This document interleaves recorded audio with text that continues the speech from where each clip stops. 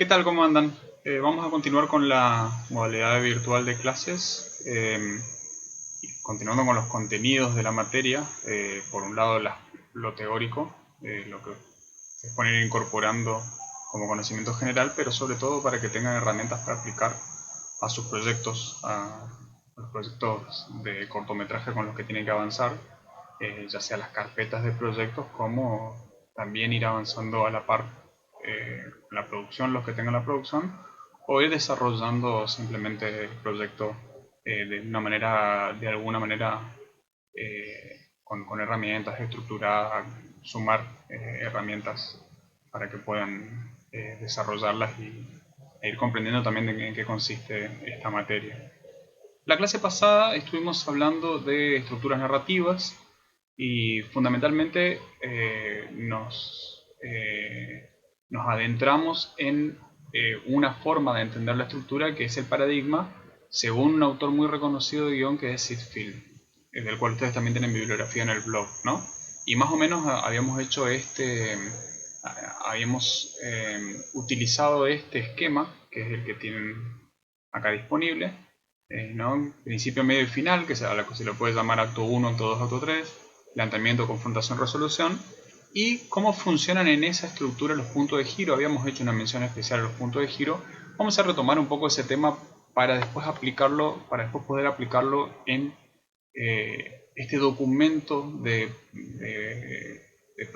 planificación, de un documento proyectual, digamos, a que le vamos a llamar sinopsis, que va a cumplir otra función y que a ustedes les puede servir también para el desarrollo de la escritura también, no solamente para lo que se haya que presentar, sino para ir comprendiendo cómo se va moviendo la historia que ustedes tienen entre manos o que ustedes están ideando, ¿no?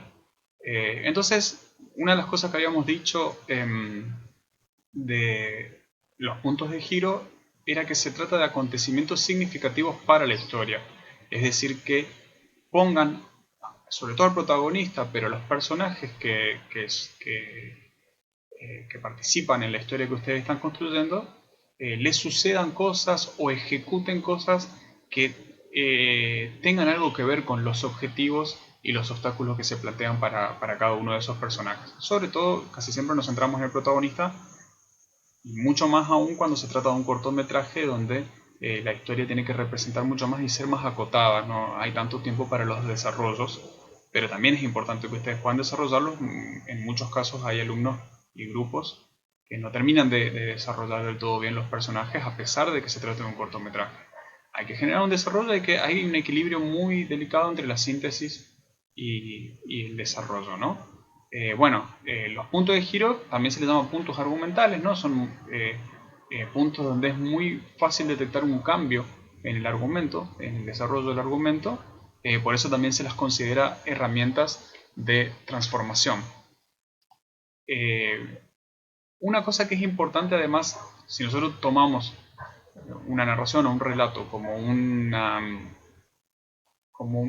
progresión lineal de acontecimientos, vamos a ir identificando que los acontecimientos cumplen determinadas funciones en el relato que permiten que sean percibidos de una manera más fluida por el espectador, ¿sí? A eso nos abocamos cuando pensamos cómo funcionan los puntos de giro, ¿no? Pero existen acontecimientos que dan pie a que un punto de giro se lea o se interprete fluidamente, justamente, ¿no? Un acontecimiento previo al primer punto de giro es lo que se le suele llamar el suceso detonante, ¿no? Que es un acontecimiento que va a darse durante el planteamiento, durante ese primer acto.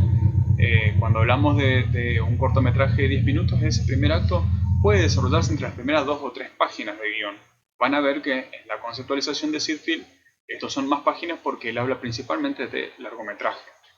Pero bueno, el suceso detonante es algo que sucede durante el planteamiento, y para hacernos una idea de cómo funciona esto en un relato cualquiera, yo les voy a proponer que ustedes vean el videoclip que también les había propuesto la vez pasada, el videoclip de Massive Attack. Angel es el nombre del videoclip, donde ustedes van a ver que esto trasciende un poco el formato. No solamente los géneros más narrativos son los que tienen este tipo de estructuras y que utilizan este tipo de conceptos, sino que un videoclip que por ahí es mucho más abstracto, que tiene mucho más de expresivo que de narrativo, también sigue una estructura relativamente clásica para generar su desarrollo dramático.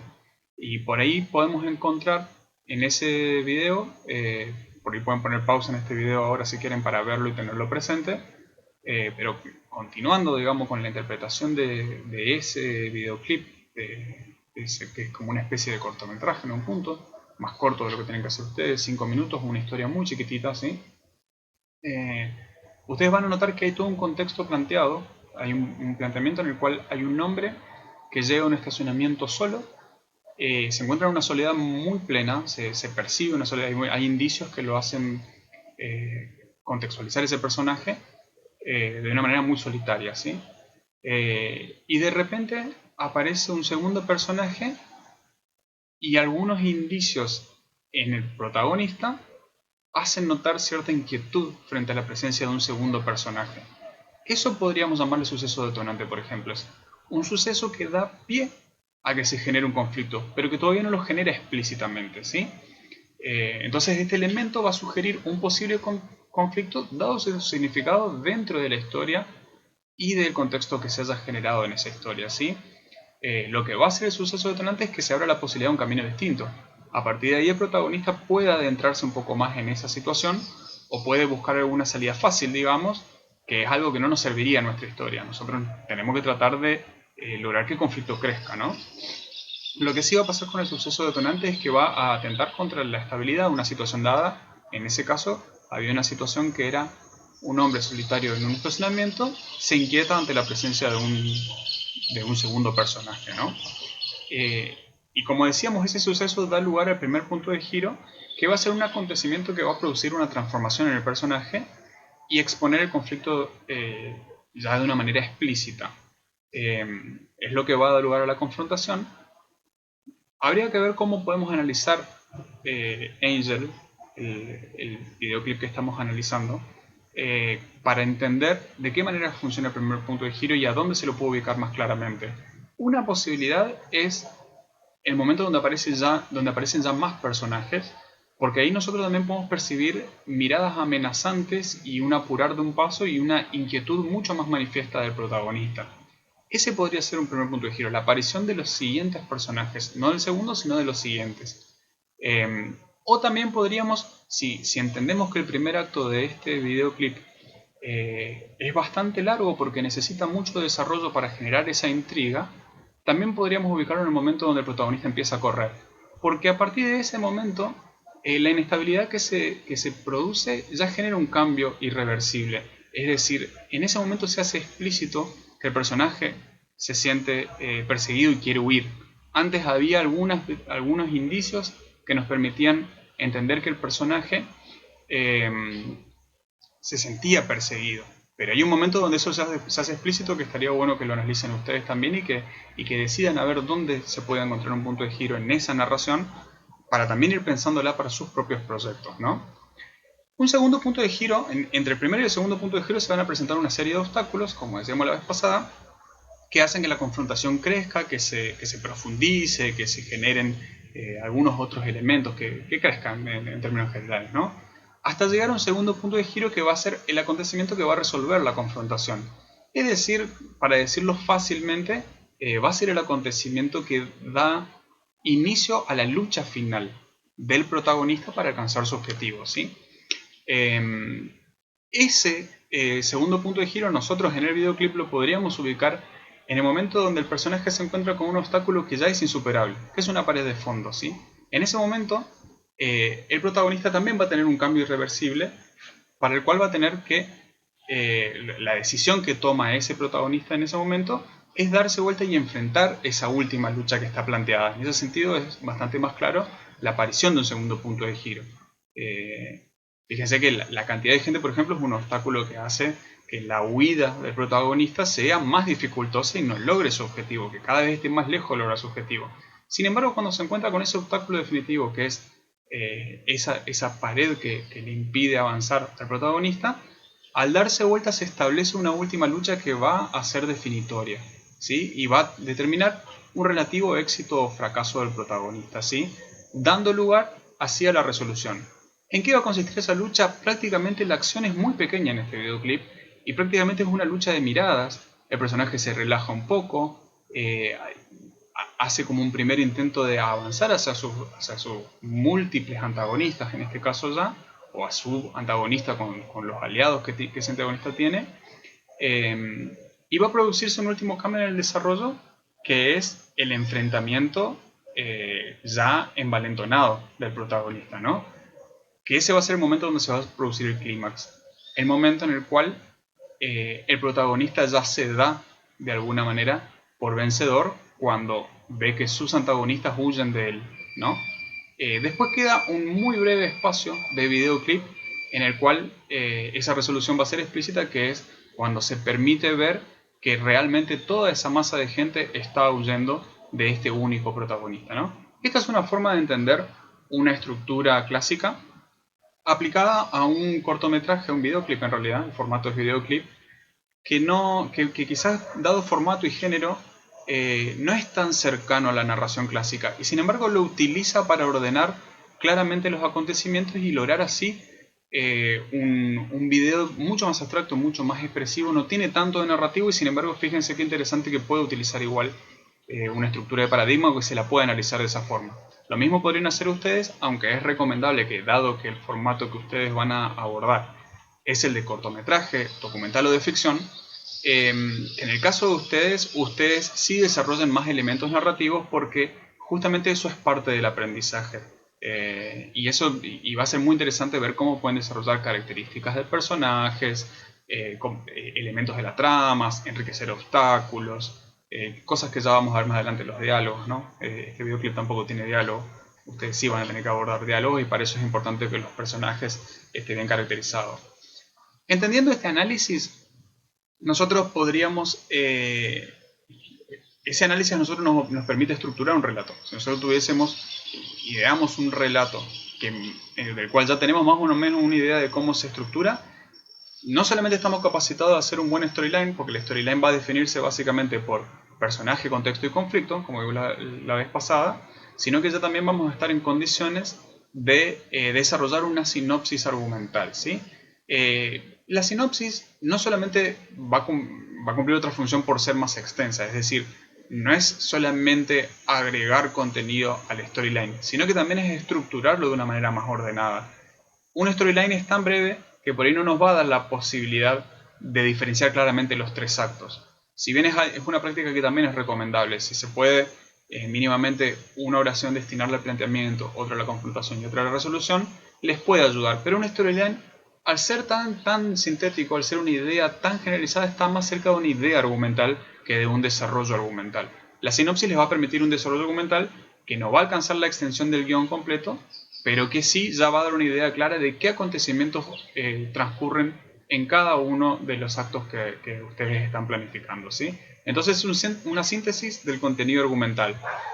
Y lo más importante es que estén contenidos en esa síntesis los elementos que son irreemplazables que particularizan esta historia. Porque una storyline se puede abordar de muchas diferentes maneras una vez que se desarrolla la escritura de guión o la de sinopsis. Pero lo que ocurre en una sinopsis tiene que diferenciar a esta historia de otras historias que pueden ser parecidas, ¿sí? Para eso, una de las herramientas que nos va a ser útil es extendernos en caracterizaciones y contextualizaciones. Todo un primer párrafo en una sinopsis nosotros podríamos destinarlo a dar algunas cualidades del personaje que hagan al objetivo o que hagan a la trama y algunas contextualizaciones, o sea, qué tipo de espacio va a abordar ese personaje que le va a jugar a favor o en contra en cuanto a obtener ese objetivo. Esta es una manera de entender la sinopsis para ir ordenando cómo se va a producir ese desarrollo de esa escritura, de esa sinopsis, ¿no?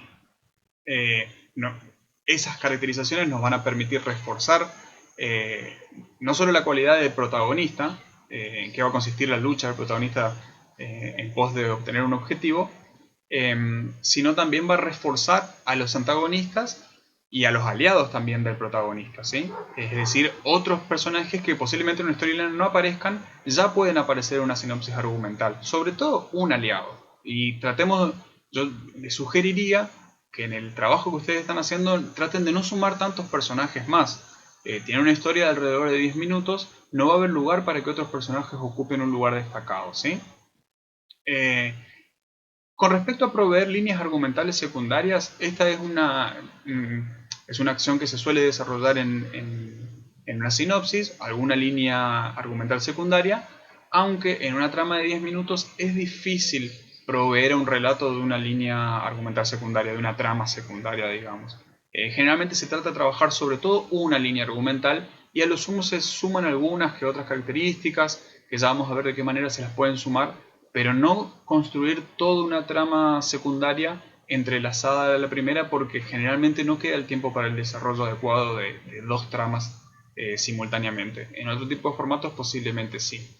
Y en la sinopsis argumental vamos a también tratar de expresar de manera breve de qué manera se va a desarrollar la historia, teniendo en cuenta sobre todo cuál es el orden y la importancia de los acontecimientos que se suceden en la historia.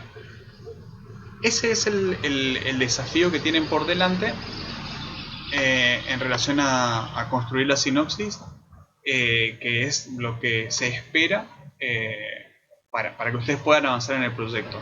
Somos conscientes también de que muchos de ustedes están trabajando con seminario o van a trabajar algunos de estos proyectos en seminario 2 y que se están dando algunos conceptos que son parecidos, pero de alguna manera tratamos de complementarnos y reforzarlos para que ustedes lo tengan presente y vamos sobre pasos seguros para ambas